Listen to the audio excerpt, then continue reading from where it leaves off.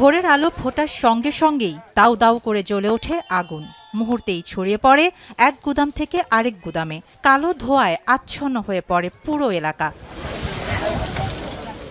বৃহস্পতিবার ভোর 5:30টার দিকে গাজীপুরের কোনাবাড়ির দেওয়ালিয়াবাড়ি এলাকার একটি ঝুটের গুদামে আগুনের সূত্রপাত। সুতা, কাপড় ও দাহ্য পদার্থ থাকায় দ্রুতই আগুন ছড়িয়ে পড়ে আশপাশের গুদামগুলোতে। আতঙ্কে ছুটে আসেন স্থানীয় বাসিন্দারা। শুরুতে নিজেদের মতো করে আগুন নিয়ন্ত্রণের চেষ্টা করেন তারা। খবর পেয়ে ঘটনাস্থলে পৌঁছে কোনাবাড়ি মডার্ন ফায়ার স্টেশনের 3টি ইউনিট। আগুনের তীব্রতা বাড়তে থাকায় পরে সারাবো ফায়ার স্টেশন থেকে আরও 2টি ইউনিট যোগ দেয়। প্রায় 4 ঘন্টার চেষ্টায় আগুন নিয়ন্ত্রণে আসে। ততক্ষণে পুড়ে যায় অন্তত 9টি ঝুটের গুদাম। দারোয়ানরা পাহারা দেয়, তাহলে সারা রাত ভরে আগুন দিলে ফজর তো সারা আগুন ধরলো কেমনি করে? বিশাল বড় আগুন লাগছে। 11টা 12টা গোডাউন পুরো স্ট্যান্ড ভাবে হয় না তো।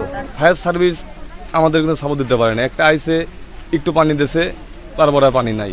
আবার এটা শুরু করতে করতেই আরো 2 গোডাউন আগুন ধরে গেছে।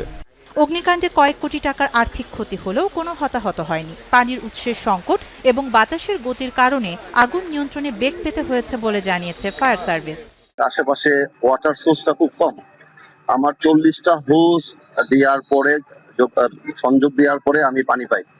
এই একটা ব্যাপার। আরেকটা ব্যাপার হচ্ছে এখানে আসলে সেফটি ব্যবস্থা বলতে নাই বললেই চলে, এবং উইন্ড ডিরেকশনটা ঘন ঘন চেঞ্জ হচ্ছিল। এখানে প্রচুর বাতাস ছিল ওই সময়, এবং ঘন ঘন আপনার উইন্ড ডিরেকশনটা চেঞ্জ হচ্ছে, যার ফলে আমরা আগুন নিভানোর পরে এক পাশ থেকে নিভে যাইতে যাইতে দেখা যাচ্ছে অন্য পাশে আবার আগুন চলতেছে। অনুমোদন ছাড়াই এই এলাকায় গড়ে উঠেছে ঝুটের অসংখ্য গুদাম।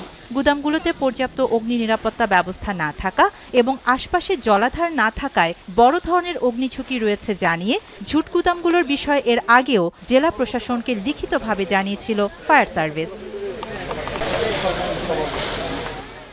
এখন গাজীপুর।